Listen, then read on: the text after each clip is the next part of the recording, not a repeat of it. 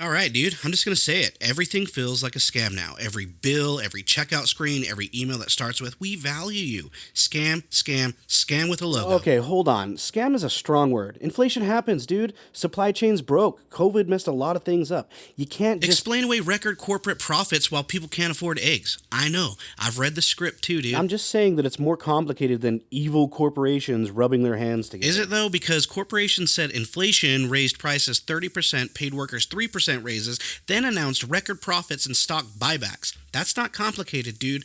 That's a mugging with a PowerPoint. Okay, but companies had increased costs. And increased margins, dude. Don't skip that part. Revenue up, profits up, CEO bonuses up. Workers told to be grateful. It's inflation for you, celebrations for them. You do realize that in 1960s, companies were dealing with global markets, religions, and yet somehow built highways, went to the moon, and supported families on one income. Weird how that worked out when shareholders weren't treated like gods. Okay, dude, you're romanticizing the past. No, I'm doing math. There's a big difference. Houses cost 2 times the income back then. Now it's 6 times. Wages jogged. Prices took steroids. That's not nostalgia, dude. That's theft with branding. So what? You think this is all intentional or something? No, I think the system didn't break. It got optimized. Optimized to extract value from people while convincing them that it's their fault for ordering coffee. You sound like you're about to blame politics. No, politics is just a distraction, dude. The real party is corporate profit. And guess what? We're not invited. So what exactly are you saying? I'm saying if everything feels fake, rigged, overpriced, and insulting, it's because it is, dude.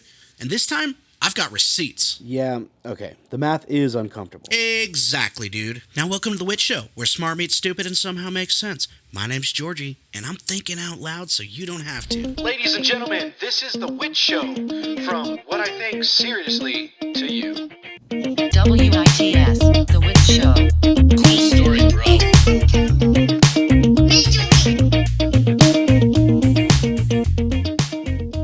Ladies and gentlemen, welcome back to The Wit Show. Thank you so much for joining me every single week when I post these new episodes at 7 a.m. I couldn't do it without you, and your views really are important to me. So with that being said, today's sponsor is very special, a very special sponsor today. That's right, today's episode is sponsored by me. Yeah, that's right, me. I'm sponsoring myself today because why the hell not? No corporate overload, no awkward read, no use my code for 30% off your dignity.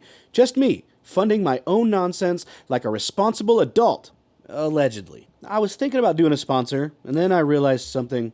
I already put in the work. I already pay for the equipment. I already lose sleep editing, and I already show up every week. So yeah, I decided to invest in the most reliable brand I know.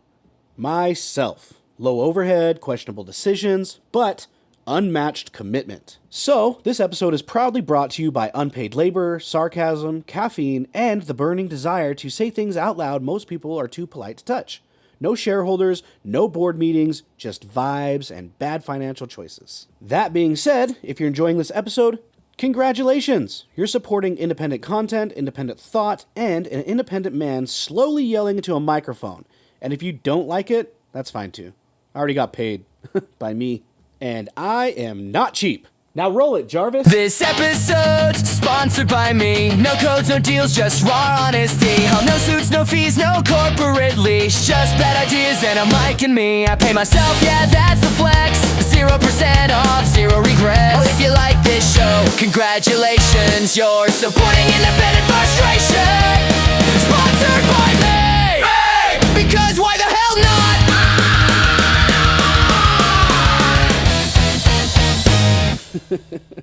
You are so welcome for that one. All right, now let's talk about inflation for a second, because the math is actually insulting. In 1960, the average home cost about $11,900. Today, it's $420,000 plus. That's roughly 35 times more expensive. Cool, love that. Meanwhile, minimum wage went from $1 an hour to $7.25.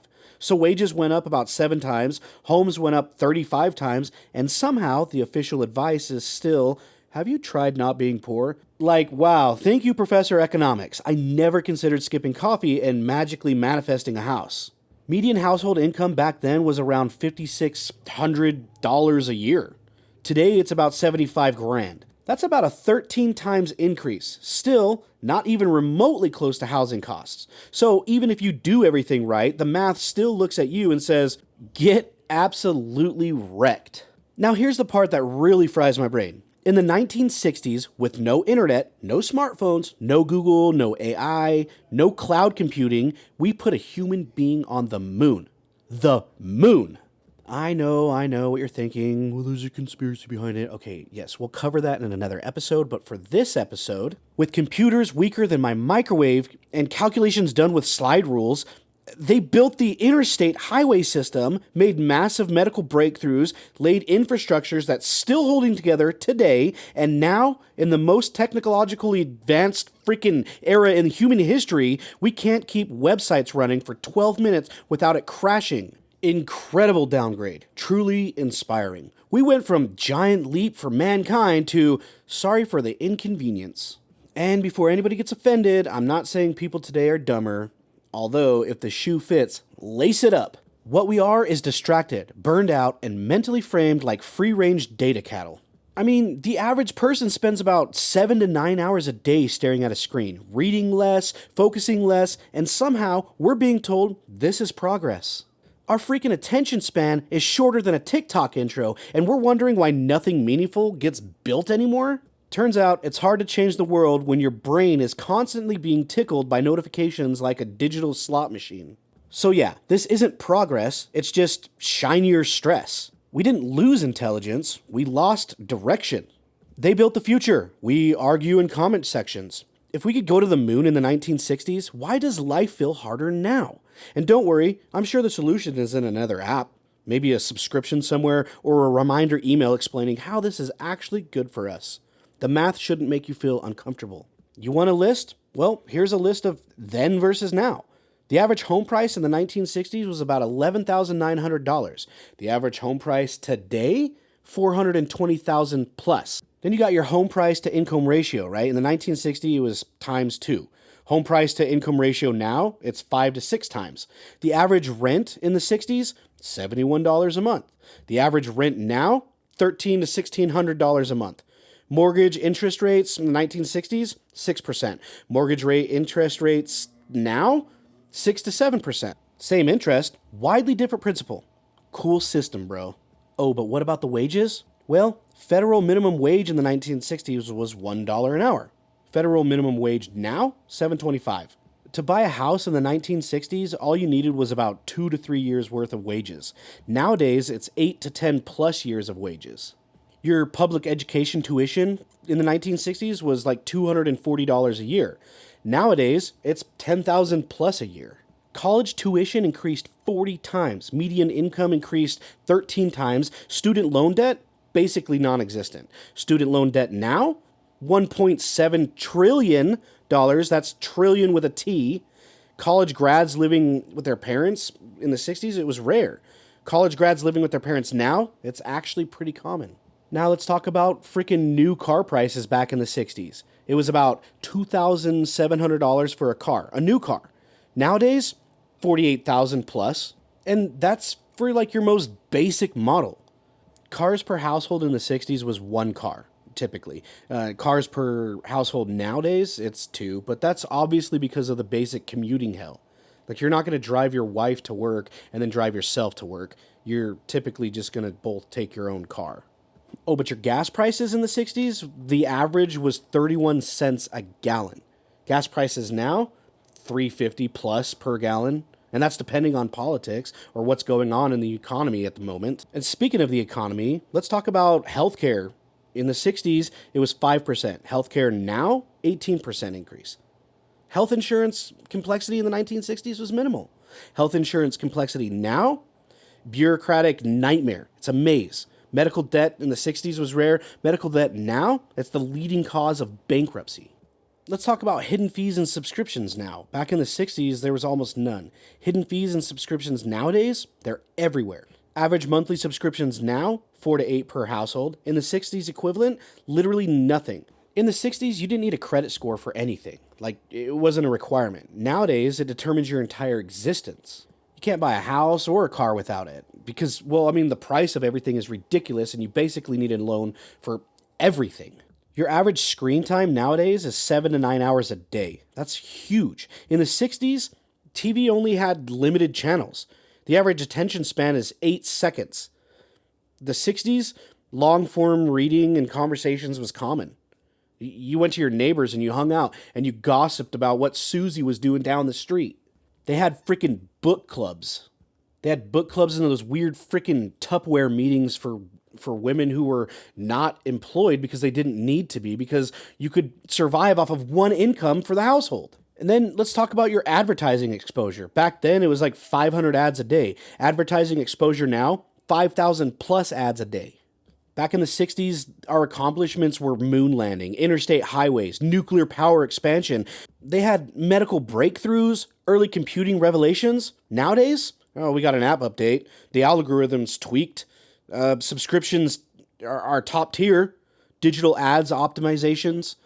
Are you kidding me? Like what are we doing anymore? We have like the smartest timeline currently. You literally have Alexandria's library in your pocket. Yet we're doing dumb stuff like fighting over politics or, oh my God, I can't even right now. This stuff is so frustrating sometimes.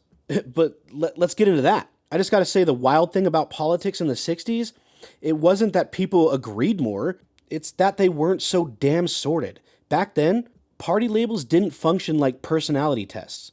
You had conservative Democrats, liberal Republicans, and a whole lot of people who voted differently depending on the issue instead of the jersey. You could disagree without being treated like a defective human being. Politics were something you had, not something you were. Imagine that, having opinions without them becoming your entire identity. And here's the irony. Today, more people call themselves independent than ever before, but voting behavior is more predictable than it's ever been. In the 60s, fewer people used the label, but they actually voted independently. Split ticket voting was normal. Crossing party lines wasn't a moral failure. Nowadays, people pick a team once and they defend it like it's their blood type. It's not about ideas anymore. It's about loyalty. You're not allowed to think out loud. You're allowed to repeat, approve, and phrase. A big reason for that is media environment. In the 60s, news was slower, limited, and boring, which is actually kind of a compliment. Politics was about governance, not performance. Now it's 24/7 outrage, theater. The algorithm does not reward nuance. They reward anger. Calm explosions don't trend. Screaming does. Politics didn't get smarter, it got louder. And the louder it got, the dumber and more rigged it became. People didn't magically become wiser and moral back then. The system just allowed complexity. You could hold mixed views without being boxed into a tribe. Today, the system punishes nuance and rewards certainty, even with the certainty is complexity detached from reality. We didn't become more informed, we became more sorted. Politics turned into identity, disagreements turned into threats, and compromise turned into weakness. So no, the 60s weren't perfect, and no, this isn't nostalgia, it's structural difference. The system used to tolerate independent thought. Now it forms outrage and calls it engagement. Politics didn't take over our lives because people cared more. It took over because caring got monetized. And once anger became profitable, thinking became optional. And you know why everything feels like a scam now? Because it kind of is, just with better branding. Since COVID, corporations didn't just recover, they thrived. From 2020 to now, corporate profits are up roughly 60 to 70% overall, and many major companies posted record profits year after year, even while telling workers, sorry, times are tough. Apparently, times are only tough for the people actually doing the work. Weird how that happens, right? Meanwhile, worker wages barely moved. Adjusted for inflation, most workers are either flat or making less than they were before COVID, while prices for essentials exploded. Groceries, up around 25 to 30% since 2020. Rent, up 20 to 40% depending on where you live. And home prices, yeah, they're still sitting at a historical high. Health insurance? Don't even ask. It just shows up, raises the prices, refuses to explain, and leaves. But hey, corporate executives got raises, bonuses, and stock buybacks, so at least someone is doing great. So maybe you should be asking yourself why your yearly raise was garbage. And this is where the scam party really shines. Corporations blamed inflation for price hikes, then turned around and reported record margins. Not revenue, Margins. That means they weren't just charging more because things cost more. They were charging more because they could. Studies showed that a huge chunk of inflation since COVID came from corporate price increases, not wages. But somehow the headline was still, workers asking for raises are the problem. Yeah, okay, totally. The guy making $18 an hour is definitely why the CEO needed a fourth vacation home. Yeah, shut the raises? Oh, those were adorable. Average wage increases since COVID was around 3 to 5%, while inflation at its peak hit 9%. So you technically got a raise, yeah. You just lost purchasing power at the same time. It's like your boss saying, good news, we're paying you more, while quietly stealing your wallet. But corporations, stock buybacks hit hundreds of billions of dollars per year, which is just a fancy way of saying we could pay workers more, but we'd rather pump the stock and high-five ourselves. So now everything is a subscription. Every bill has a service fee, every checkout screen asks for a tip, and every company sends emails saying, we value you, right before charging you more for less. This isn't inflation, this is extraction. We didn't enter a free market, we entered a rent-everything economy, where corporations own the ladder, charges you to climb it, and then blames you for being tired at the top. That's why everything feels fake. The economy didn't break, it optimized. It optimized for shareholders, executives, and quarterly earnings calls, not human beings. Corporations are richer than ever, workers squeezed tighter than ever, and we're told this is normal, sustainable, and good for us. And if you question it, you're entitled. Yeah, entitled. The value of my own labor. Wild concept, isn't it? So, no, you're not crazy, you're not bad with money, and you're definitely not imagining it. The system didn't forget you, it priced you in. And the math should make you very uncomfortable. Let's talk about 10 years ago versus now. Corporate profit, 2014 to 2015, 1.7 trillion a year. Corporate profits now, 3.0 plus trillion a year. That's a 70% increase. CEO pay versus average worker in 2014, 300 times. CEO pay versus average workers now, 350 to 400 times. Stock buybacks in 2015, 500 billion. Stock buybacks now, 800, 900 plus billion a year. So we got profit buyback explosions and wages didn't move? Yeah, don't question the system, guys. Come on. The average wage growth in 2015 versus now, 25 to 30%. Cumulative inflation, 2015 to now, 35 to 40%. Real wage growth, flat or negative for most workers. Typical raises now, 3 to 5%. Peak inflation in 2022, 9%. You actually got a raise that still made you poorer. In 2015, for the cost of living was the baseline. Right now, plus 25 to 30%. 2015 average rent, $1,100 a month. Now their average, $1,500 to $1,700 a month. Your increase is 30 to 45%. Your home prices in 2015, your average, $290,000. Now, $420,000 plus. Increase 45 to 50%. Of course, that's based off of where you live. But let's talk about health insurance premiums. In 2015, it was $5,000 a year. Now, $8,500 a year. Your increase was 70%. Your transportation, a new car price in 2015, $33,000 for your base model, of course. Nowadays, $48,000 plus for your base model, and then even then some. That's a 45% increase. Used car prices in 2015 versus now, we're talking about 40 to 50% at its peak. That's a 40 to 50% increase at its peak. Say that to yourself and tell me that does not sound insane. But medical debt, that's the craziest one. We're talking about in 2015 when the average medical debt was $80 billion. That's a lot, right? But now medical debt, 220 plus billion. It's the leading cause of bankruptcy.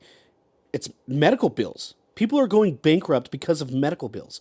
Healthcare share income, 2015, 14%. Healthcare share income now, 18%.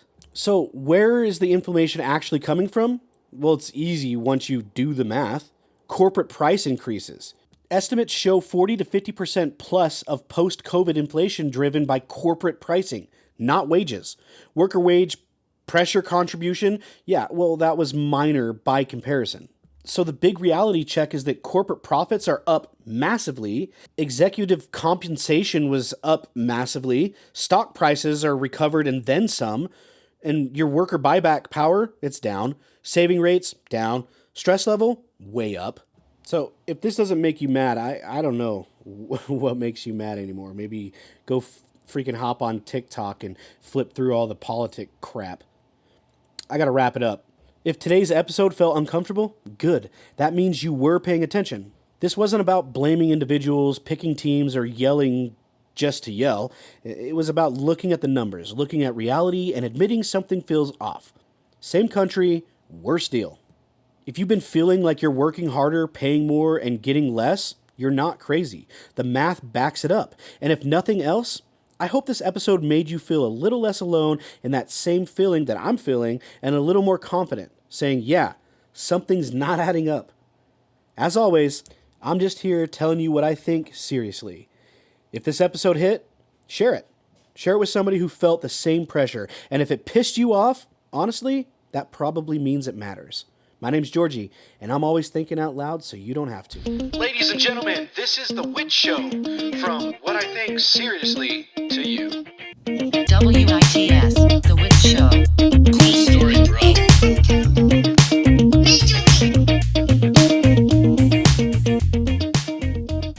All right, I think we officially upset at least 3 economists, 2 CEOs, and 1 guy who swears inflation is caused by avocado toast. Good, dude. If they're mad, it means the math hurt us. So what now? We fix the system? We write a letter? Start a revolution?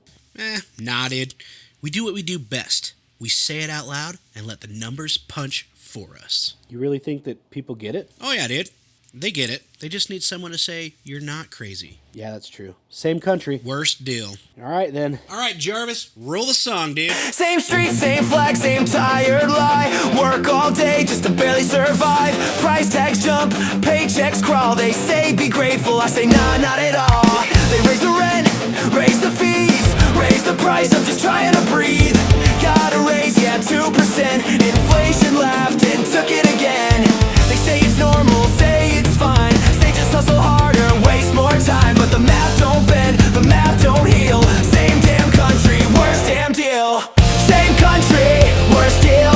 Work my ass off just to stand still. Record profits, empty fridge.